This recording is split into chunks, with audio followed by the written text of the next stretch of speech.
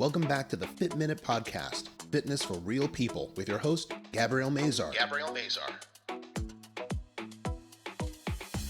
On today's episode, Gabrielle interviews Lisa Vonnegut of Body Synergy Fitcation. A trip to the Amalfi Coast inspired her to expand her business and bring people around the world to exert, explore, and indulge in everything travel has to offer. Last year threw a lot of curveballs and canceled all her trips as well as all of Gabrielle's. But this year, they are growing, thriving, and getting back to business.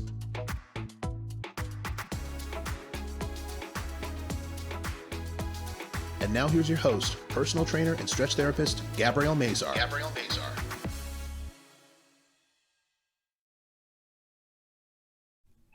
Welcome back to the Fit Minute Podcast, Fitness for Real People. I'm your host, Gabby Mazar, and on today's episode, I have Lisa Vonnegut of Body Synergy Fitcations, and we're going to talk about a number of things. I met this wonderful lady over Instagram because of our common interest in Fitcations, but we obviously have a commonality in our personal training businesses as well. So welcome, Lisa. Thank you. I'm glad to be here. Yeah, I was so excited to finally meet you because we've followed each other on Instagram for about a year and a half now, and I followed your Fitcations, and you started in Italy. The Amalfi Coast is where it is? Amalfi Coast, yeah, in 2019. And I think that you had just come back from Costa Rica, maybe 2 months before that. Is that about right? Yeah, just right before you left. So it was interesting to kind of see both of those things unfold for us. But we'll get into that. But I wanted to start with your background, your history in personal training in your gym and where you started. So what is Body Synergy? Where did it start, and how did it evolve over the course of your business? Interestingly enough, my background is in clinical psychology. I actually worked on locked adolescent psychiatric units where I started my career. I worked as a recreation therapist. And so what I did was build groups and run all the groups. And I used recreation and expressive arts therapy in order to, help these kids that most of them were severely emotionally disturbed. A lot of 5150s, which is danger to self or others. And I eventually ended up working in rehab, on a rehab unit for physical rehab, both acute and subacute, so stroke, head injury, spinal cord injury, that type of thing. And that unit got closed and I got laid off. And at the time I had just had a baby, and I had started working with a trainer during my pregnancy because I wanted to continue to work hard during my pregnancy. And I asked her so many questions that she suggested I change careers. Yeah. And so that's how I started in personal training. Basically just my own geekiness and need to know and need to understand.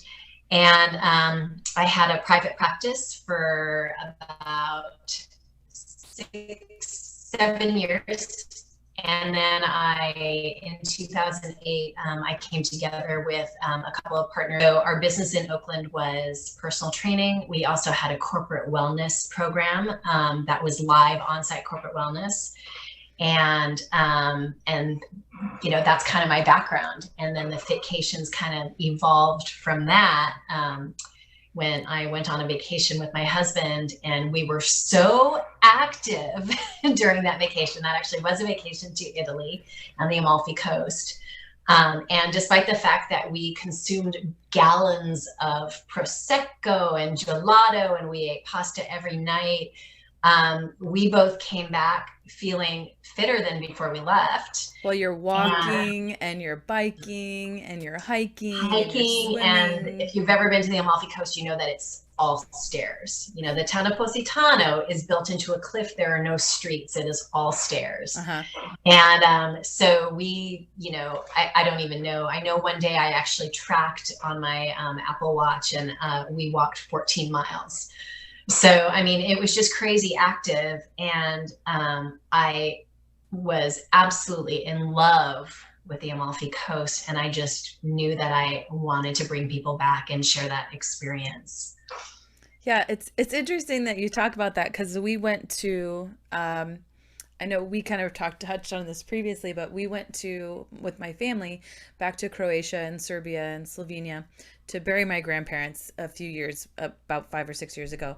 And when I actually tracked how much we were walking between 14 and 16 miles a day, just doing all of the things, going places, seeing things. And that was kind of when Yeah. it clicked to me that you could, I mean, obviously it was a vacation to, for a purpose, but you could make vacation into a trip to actually be healthy. Why not turn a vacation into something that actually can be a healthy Transformative. Yeah, exactly, exactly. but not like a weight loss fit camp thing. No, no, not at all. I mean, believe me, my catchphrase: exert, explore, indulge. The indulge is a big part of that. And I Exactly. think that, that's this idea of when you're in balance and you balance out, yummy movement to get your body, going, and then these incredible sensory experiences of being in these beautiful places and seeing all of this culture. Yeah, if you have a little pasta and some gelato, it just kind of melds with the experience. And I mean, I don't know about you, but I don't know how many times I dieted to go on vacation. I was like, I'm going to go on vacation. I'm going to feel good in my bikini. I'm going to feel great about myself. And then you get there and, you come home and you feel like you've lost something that you worked so hard to get. Absolutely. And why can't you feel like that all the time? Why can't Yeah, you work hard all the time and go on vacation and feel good when you come back, right? yeah, And how do yeah, you meld the two into a vacation where you're doing the things that you enjoy, drinking that wine, eating that gelato, having all the things, but still enjoying your vacation and coming back and saying, "Damn, I look good in my bikini still." yeah, yeah, And and yeah. and even though you're indulging, my kind of goal and thought process was that you can live your everyday life and still do the things you enjoy Exactly. and still be where you want to be, Yeah, and where you want to be physically, where you want to be emotionally, where you eat the things you want to eat and do everything in moderation anyway. So that yeah. was my goal in trying to teach people how to live within your means and still enjoy all the things, right? Yes, absolutely. I mean, people, I'm sure you've had this experience when you introduce yourself and you say, I'm a personal trainer. The first thing people do is look you up and down and assess where you are, which, we're women, so that changes, right? Yep. And then the next thing they do is look at what they were about to put in their mouth, as if all I wanted to do was judge, judge, judge, judge, judge. Yeah. And, if you ever share dinner with me, like, I am all about food, Yeah. and like, it's the Jewish mom in me. Food is love, food Yeah. is family, food is feelings, and there's no reason that you have to do without. Oh And in yeah. fact, if you do without, it usually leads to this, a deprivation Binging. mindset. Exactly, Mm-hmm. exactly, which Yep. creates the wrong behaviors. Oh yeah. I So mean, yeah, it's we're all about east balance. we are Eastern European, trust me. Like our Mhm. family, Yeah, we like to the same eat, beast. and we don't waste anything. Yeah, Like right, that table right. is cleared off. So yeah, it is interesting because it's definitely that mindset of that binging, that deprivation that I as a personal trainer try to get away from. Mhm. And moderation is key, consistency is key. And I've worked very, very hard with my clients and in my lifestyle to get away from that because it's difficult because it's so in your face all the time Yeah. that you're constantly trying to fight that. You're constantly trying to fight everybody trying to tell you to eat 1,200 calories and Oh, eat these shakes and eat this protein bar and do this. And I'm constantly trying to pay for this say, product, right? right.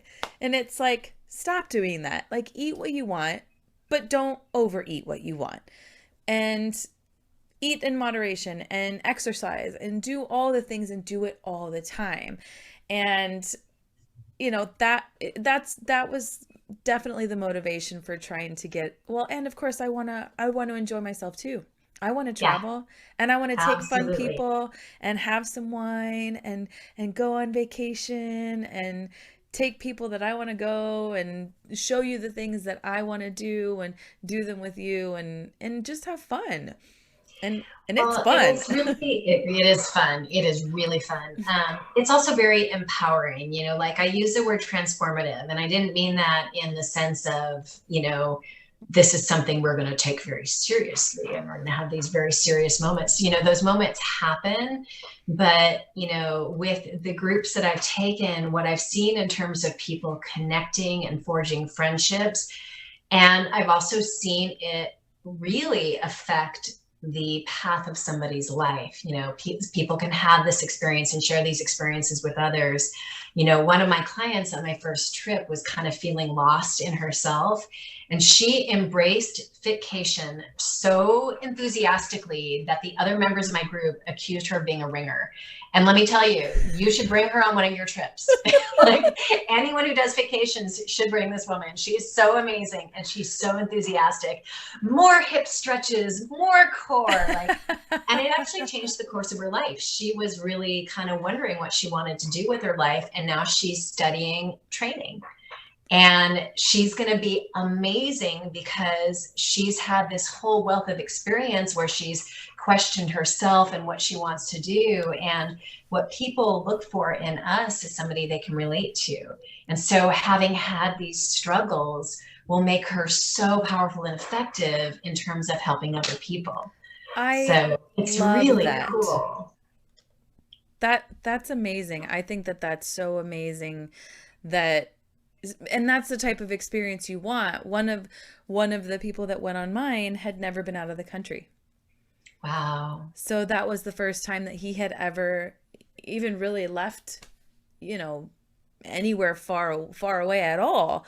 So he had seen all these, and he was a photographer, and he took all the photos for our vacation, Oh, yeah, and great and photos. and I mean, and we got all these amazing photos, and he was just so excited to see all the things and do all the things, and it was so cool to see things through his eyes too.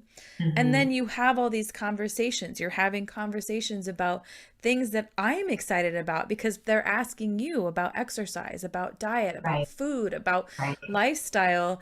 And, they're wondering about, well, how do we do this and how do we learn these things? And then, they even change the course of their entire life. And that's why we do what we do, right? Absolutely. Definitely. And travel in of itself, I had such a powerful experience with travel. The reason I went to the Amalfi Coast is that was my first solo travel trip, and it was my first time out of the country. And I was 40 years old. I was a single mom, and somebody had gifted me a trip. It was actually a boyfriend, and the relationship didn't last, but he gave me this gift of miles to travel anywhere I wanted, and I picked Italy. And so I was there for a week with two friends and then a week on my own. And I was so scared. I was so scared to do this that on the train from Rome to Naples, I literally was listening to meditation music and trying to chant to try to calm myself down. And then, I managed to get on a cab ride, and I got a ferry, and I was in the ferry, and I was kind of like, I can leave. If I hate it, I can leave. I don't need to be here if I don't want to be here. And then we rounded the corner, and boom, I saw Positano, and I was like, oh yeah, I'm going to be fine. Yeah.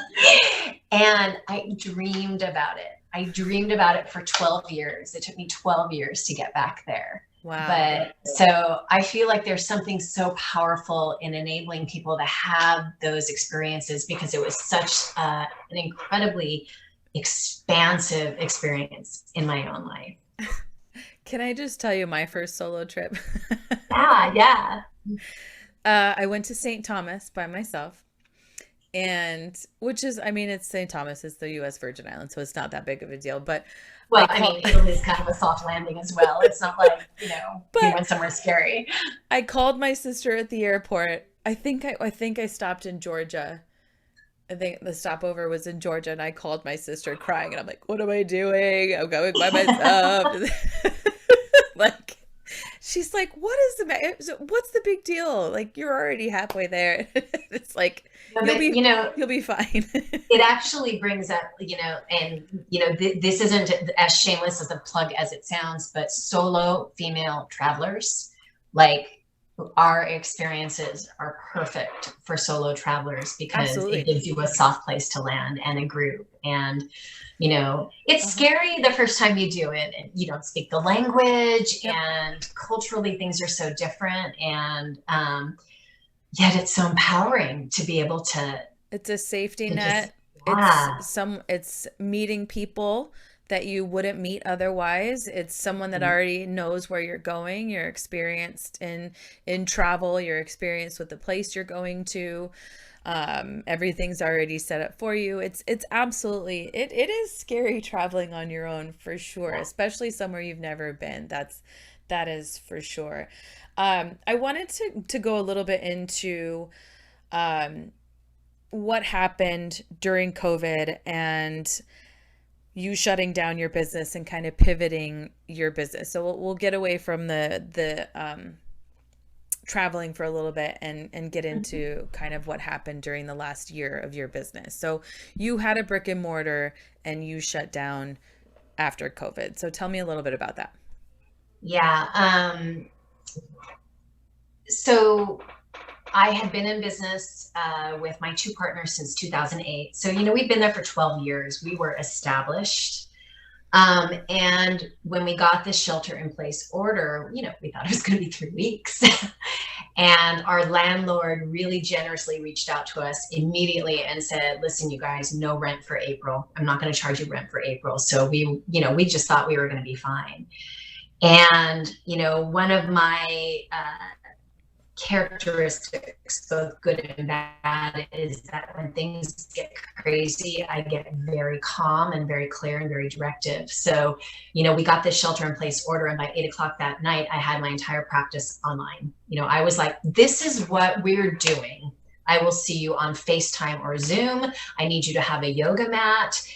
You're going to set your camera here. And, I had it. And because I acted confidently, when everybody else was panicked, everybody really used that as something to hold on to. And I managed to seamlessly get everybody online. And at first I really felt good about that. I was like, I'm holding these people together. And then I realized that they were holding me together. Yeah. That being able to have that degree of normalcy, was the only thing that was preventing me from really, really panicking at what was happening in the world. We got so sick of the word unprecedented, right? At some point, one of my partners was like, I sure wish we would see some precedented times. So April turned to May, our landlord gave us another month's rent. And then we started negotiating with her to have a reduced rent. She was awesome. She really tried to work with us. But after about 7 months, she hit a point where she needed us to commit. And 7 months was September. Yeah. And we kept hearing about this wave coming. And so we knew that there was nothing more to do. And so we opted to close our studio. And it was really heartbreaking. I mean, it surprisingly heartbreaking. In that first 3 weeks when I was working from home, I was kind of like, this is great. I can roll online, right before my appointment time. I don't have a commute. I have all this free time in my day. I get to enjoy my house. And so I started to kind of think of my studio as a little bit expendable. And then I would go in and be like, it's so pretty. There's so much light, the mirrors and the floors and the skylight. And it just never really occurred to me that we would lose it. Yeah. So that day, packing things up and throwing things away. And then, I stood there on College Avenue in Oakland and put my key through that slot. And it was devastating. It was just so devastating. I'm kind of And I'm getting not alone. I mean, I'm getting a little teary-eyed because it brings back a lot of like feelings. Like yeah, I yeah. just I you know, I mean, I bought my studio in November of 2019. So Oh, wow. I didn't go realize it was that recent. My goodness. yeah, so going into March of 2020, it was like, what? Yeah. This was not part of the plan. Like this was not No, part of this my was not my plan. business plan. Wait a minute. I was prepared. I was prepared for anything. Like I was, if my partner lost his job, if, we had some hard days, if, I got into a car accident, had to take time off. I was prepared. This I was not prepared for. And I don't think nobody was prepared for No, this. nobody was prepared. But I mean, being shut down that day, it was like, woof, it's like this cloud over you is just like, what are you going to do? And I remember having that same feeling as you. Like, okay, put your big girl pants on. You gotta make this work. Like, we're going online. And it was like immediate. Like, we closed down on Thursday. That Monday we had all of our classes set up to go online. And that was what we did. And I had that same feeling, like I'm calm, I'm collected, I've got this. But you had to be. I had to be that way for my teachers. I had to be that way for my clients. But like, I would go home at night and cry. Yeah. Yeah. I would go home at night and open a bottle of wine and cry. And like there were days that like Aaron would come in, my boyfriend would come in from the other, like wake up in the morning and I'd be in the living room just like in tears. And he would just turn around and walk away because there's nothing he could say, there's nothing he could do. He would just have to let me get it out. And then I would get up, I would go to work, and that was it. And it's like, I was very, very lucky. I was very lucky that I was able to save my business and able to, reopen. We were only closed for 6 weeks. I decided to go under the radar and open my doors and ask for forgiveness, not permission. And we still kept like our private clients in, and we kept very small classes going, and that worked out for us. It was still, I mean, we were still 60% down, but able to still stay open and in business. But it was scary and it was hard and it's heartbreaking because I think, I don't think people understand that you put your entire being into this business because you love it. You love what you do. And I just had a conversation, but right before I came here to meet with you, we just had a conversation with a couple of my teachers about how we're empaths because we take on all of our clients' feelings and all like everything that they feel, we feel. So everything that goes into our business and every person that comes into our doors, we feel that and we take it on and we try to be strong for everybody in that business. And it's like, it's really tough. It is so well put. It is so well put. Yeah. I mean, we're not carpenters, not that there's anything wrong with carpenters, but, like we're not working with inanimate objects. Right. We're working with people's bodies.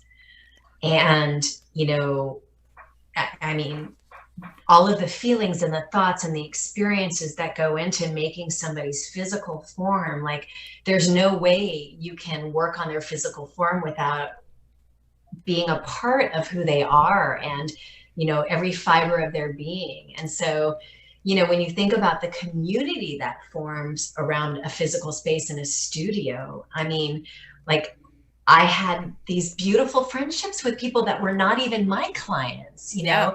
and these people celebrated divorce and marriage and catastrophic injuries and death. And, and we all kind of held each other, we all knew what was happening with each other. And like the loss of that community is just just not something that can be replaced. Right. I mean, I feel insanely lucky that my clients who are like my family, like most of them are still very much in my life.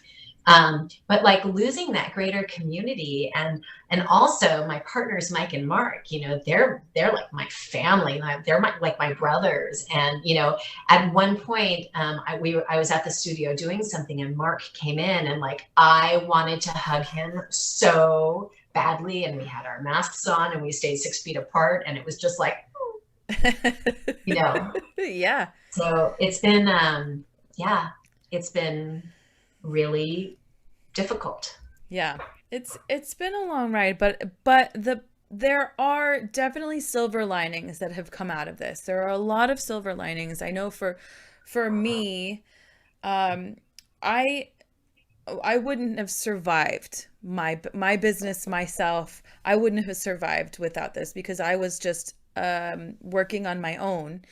I wouldn't have had any help, government help. I wouldn't have had any, financial help or anything from the government or anything to get me through if I hadn't bought this business. But I know that you have had some silver linings from COVID as well. Can you tell me about those?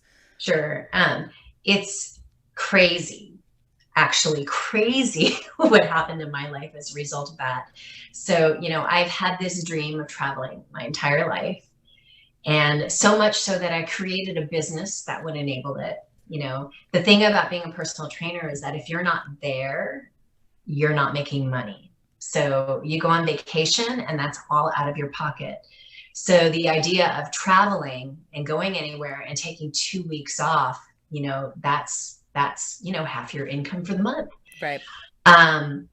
So I've dreamed about this, in my days as a single mom, just dreamed and fantasized. And the day after I closed my business, my husband and I came home, drank a bottle of champagne, went to bed, woke up moping. And my husband came in and sat down and said, "So there's this job in Germany." And long story short, my husband is in the military, and he accepted a position in Germany. And so now, because I don't have a brick and mortar studio, and because my client base is all online and I can be anywhere, I live in Germany half time. So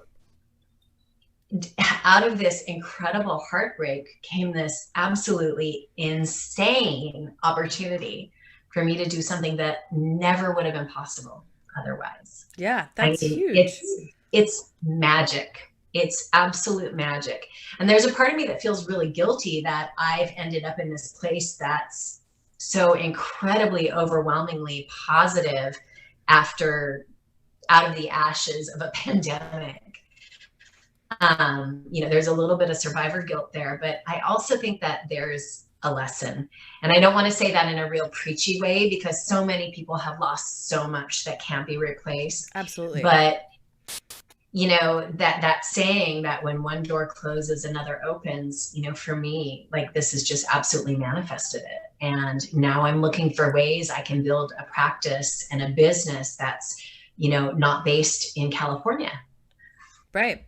I think you have to take the negatives of every situation and turn something into positive, because there's always a positive. And everybody that's come back into the studio, or everybody, they're like, "I felt so bad for you. I felt so bad." And I've said, there's always a positive.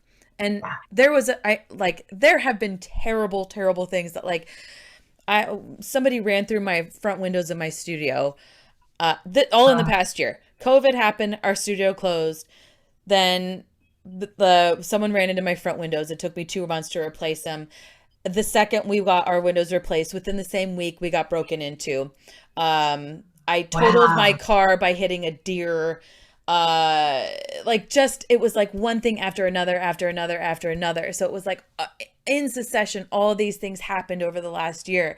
And it was just craziness. And everybody's like, "Oh my gosh, I can't believe it. I can't believe it." And I said, "You know what?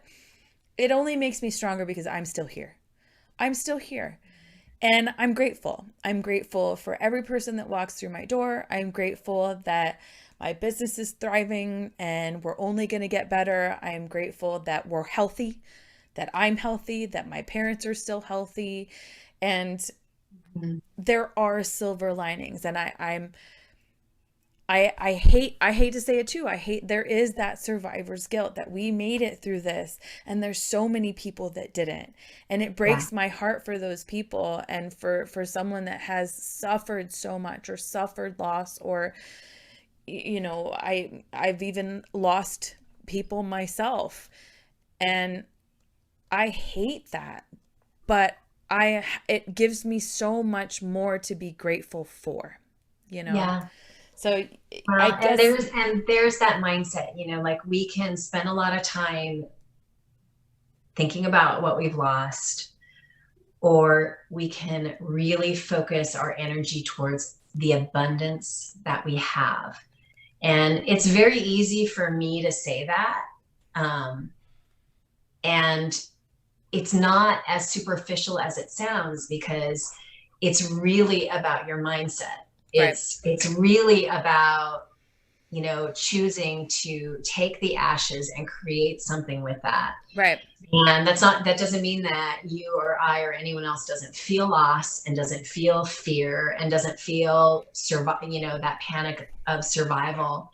But when you look around and you see all the good things in your life and that's what you focus on, then your life becomes those good things. Absolutely. There have been plenty of very, very hard days, very, very hard decisions, lots of tears, lots of anxiety, lots of times where I was absolutely afraid I wasn't going to make it. I was absolutely worried, talks with my landlord, talks with the bank about loans, talks, all of it.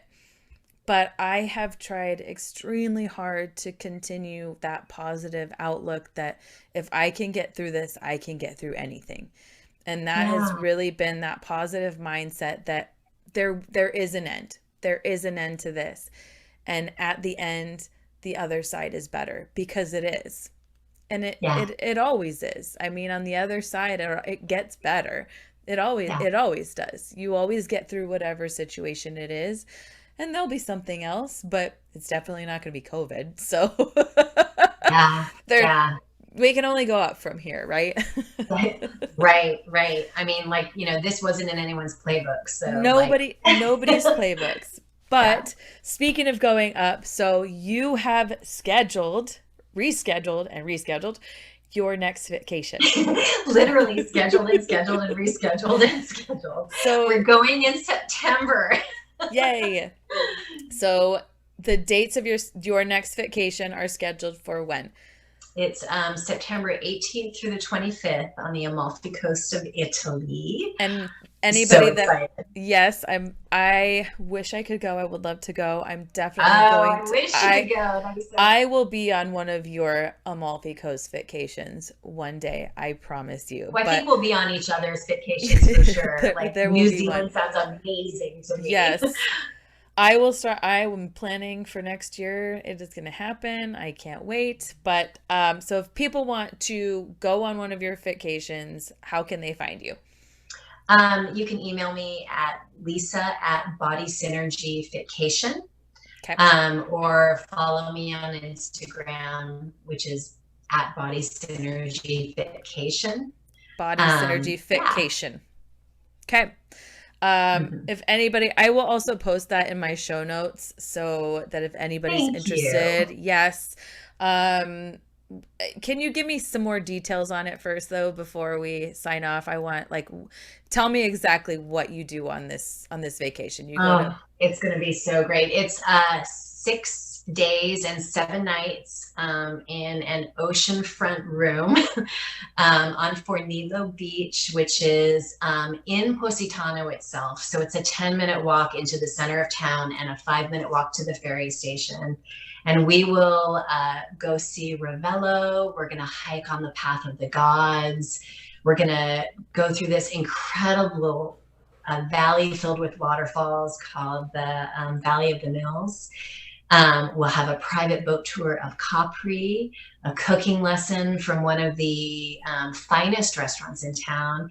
And we'll have classes morning and night, and the classes will balance out the activity levels. So if we have a big hike, the classes will be more restorative, regenerative.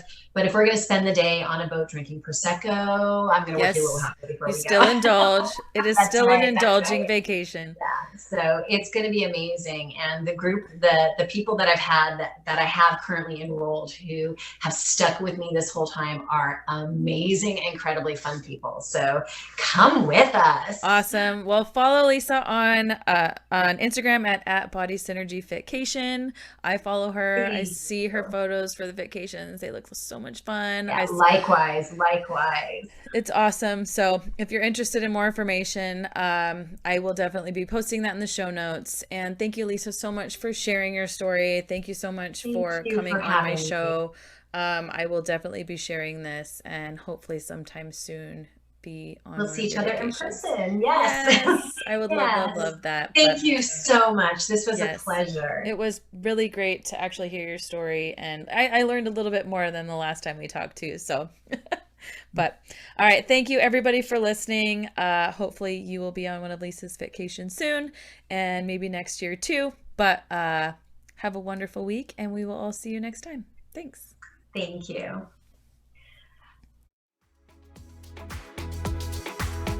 Thank you so much for listening to the Fit Minute Podcast, Fitness for Real People, with your host, Gabrielle Mazar. If you would like more information on today's episode, you can find it in the show notes, or you can find it on Gabrielle's website at www.healthybodyworksaz.com. Be sure to share the show, give this podcast a review, and subscribe so you won't miss an episode. Join us next week to hear more stories from people just like you. This has been the Fit Minute Podcast, Fitness for Real People with Gabrielle Mazar.